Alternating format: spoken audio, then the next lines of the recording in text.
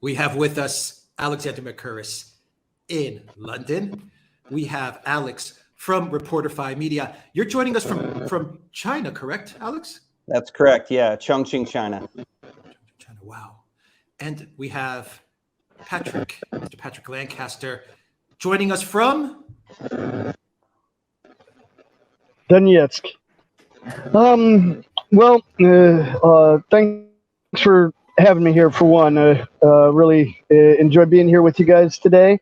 And just to get right into it, obviously, a lot of people understand that things have gotten pretty hard, even harder than they have been in the city of Donetsk. I mean, people are dying every day here. And even across all of Donbass and the other two regions, Kherson and Zaporozhye. Of course, last week was the referendum where the Donetsk and Lugansk People's Republic and the Kherson and Zaporozhye regions held referendums to join Russia. And of course, as everyone expected in Donbass, the Donetsk Lugansk People's Republic, there was never any question there about what the people wanted. I mean, the people there are they are Russian, and there was never any guess on what the outcome would be. Just like there was no guess what the outcome would be in 2014 when they had their referendum to break away from Ukraine, which this 8-year war started after. What is the mood in China at the moment? And are people excited about the fact that the Congress is? I think it is the Congress of the yes, parties. Correct. National Congress. Yeah, I mean, the National Congress. I mean, are they excited about it? This is just part of the ordinary ebb and flow of life, or are people expecting big changes? Is it going to be more of the same? I mean, what is your sense of the situation there at the moment? Well, I'm quite close to the situation. I came to this country a year ago, and just to give your viewers a little bit of an understanding about myself, very good friends with Patrick Lancastter, traveled into some very interesting areas with Patrick. My hat is off to you, and I'm glad you're safe, my friend. And thank you to the other two Alexes for inviting us on the show today. Just to give you a clear answer for that, I retired about 20 some years ago. And after meeting Patrick and seeing what he was doing, documenting what could possibly be one of the largest archived I would say archived videos that may be used in a tribunal in future years, said to me that, wow, okay, I have to do something in this space. And I was never on social media. I decided to start a channel, and I had this obsession with China, and I said, I have to go and follow this country. Now, I'm with a very large media group. I'm in one of the largest cities in China, Chongqing. 32 million people live here. A very key city when it comes to the October 16th meeting. Very, very crucial. Now, as we know how China operates here, China runs the long game, as you know. And Patrick, we might just want to mute your mic there for a sec. So China runs the long game. And are we going to be expecting any surprises? I rather doubt we're going to expect any surprises. I think we're going to see an announcement that has something to do with relaxing the restrictions coming into the country. But I'm going to be very, very clear with the audience here in regards to China. They are watching this situation with Russia very, very close. And they will analyze this probably over and over and over. And this really does, I think, have some effect on what's going to go on the 16th in the 5-year plan. Now, for the audience, this meeting is crucial for China. This is the decision of the central government, what they're going to do for the next 5 years, where the budget is going to be spent. And we are talking about astronomical numbers. These are big, big numbers. And major cities, military, what type of money is going towards the military. They're ready. They're ready, guys. They're ready. Trust me, and they're watching. Yeah. I last time I was in China was in 2017, and I went to Shanghai. And of course, I've been to many places in the world, and I've seen big cities, industrialists, and because I mixed with quite a few people there, and I have to say that the sheer scale of China was something that I have never encountered before. I've never seen an industrial and economic machine on that scale. And whatever economic problems it has, and it no doubt has its economic problems, I think Sure. that is something that people do need to understand. Now, when you say that they're watching these events in Russia and Ukraine very, very carefully and that they're studying them, what does that mean? Does that mean that they're saying to themselves, if Russia fails, we're next, the US will come after us? Or does it mean the Russians aren't doing as well as they should be, so maybe we don't really need them as allies anymore or friends anymore? Or does it mean something completely different? Once again, very good question. They target it as this. China is about relationships, and they will continue to bang on about the 12th of February, 2015. They will go on and on and on about this, saying, wait a moment, you had an agreement in place, Russia. You had an agreement in place, Ukraine. You had an agreement in place, Mr. Hollande, the Chancellor of Germany. You had the Minsk agreement in place. Why didn't you honor it?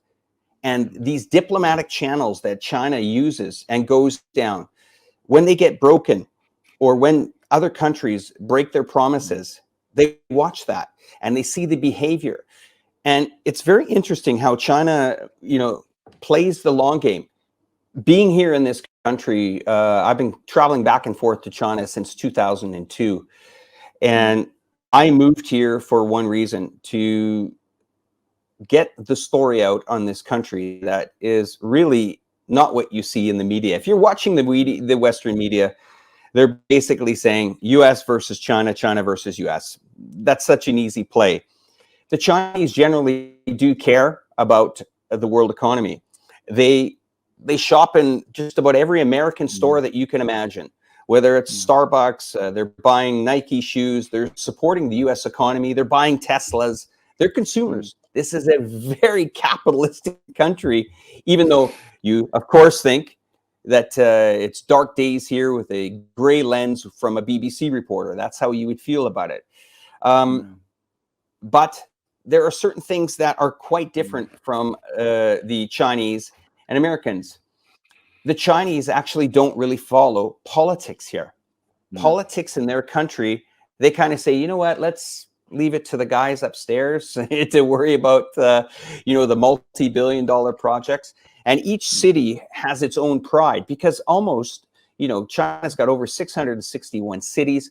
Over 220 of them have over 1 million. And I think it's over 60 of them have staggering numbers. I mean, the city of Chongqing I live in is almost the population of Canada.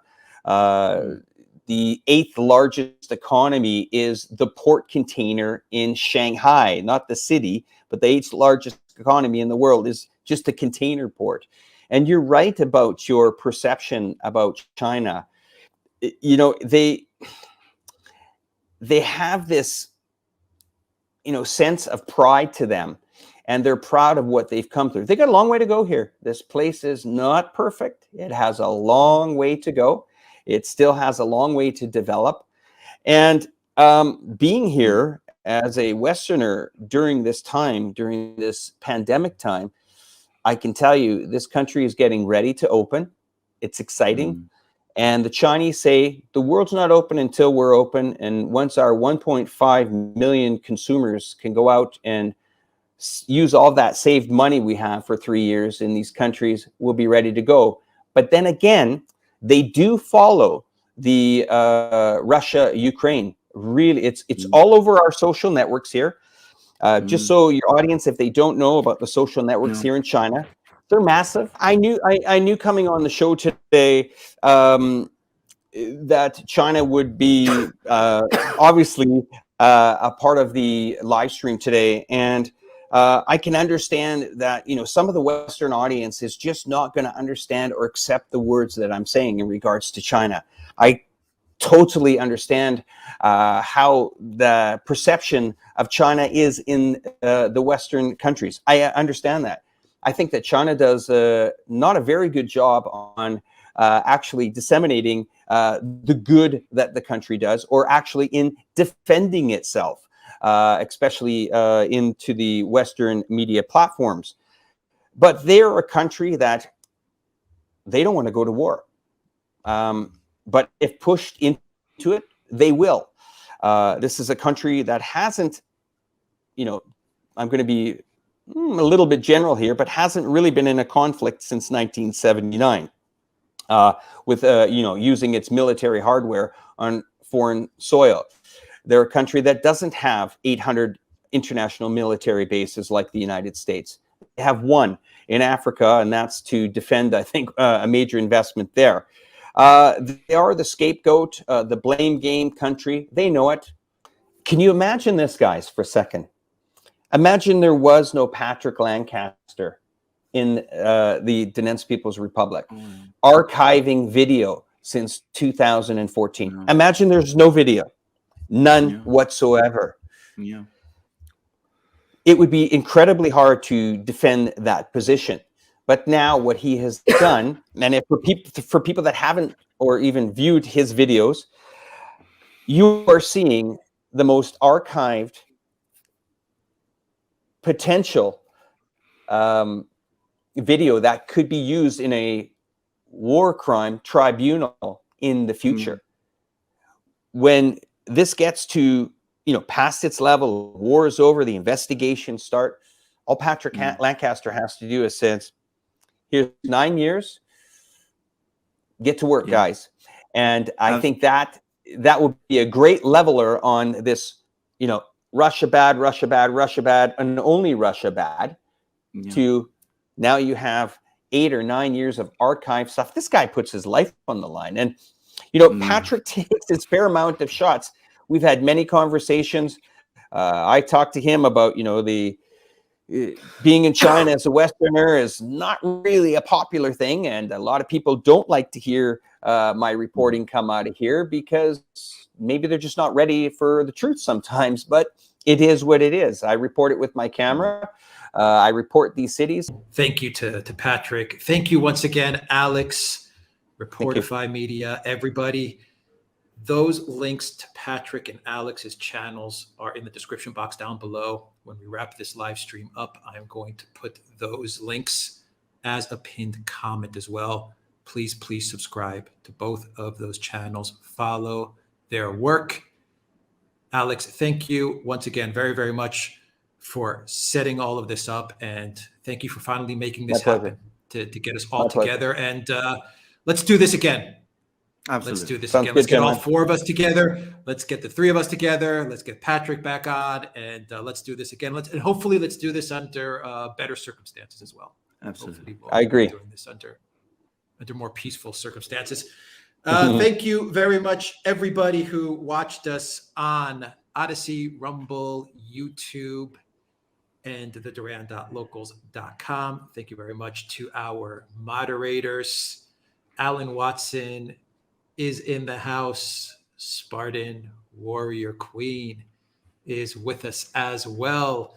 And who else was helping us moderate? I think it was just Alan and SWQ, Spartan Warrior Queen, and myself as well. I helped out a bit. Thank you to Alex once again, coming to us from China. Thank you to Patrick Lancaster and Alexander. Final words from you before we sign off. Final words. No, this has been a wonderful program. And again, thank you, Alex, for making it possible, making it happen. And let's definitely all get together. And I'm sure that we will be in for better times soon. And that'll be good to meet then. But, we've got to keep plugging on. And thank you also for all your kind words, all the kind words you said about us. And we are very grateful for them. And for your appearing on our program. Yes, and we will be, and we will have a dedicated program to answer all the questions and comments that came in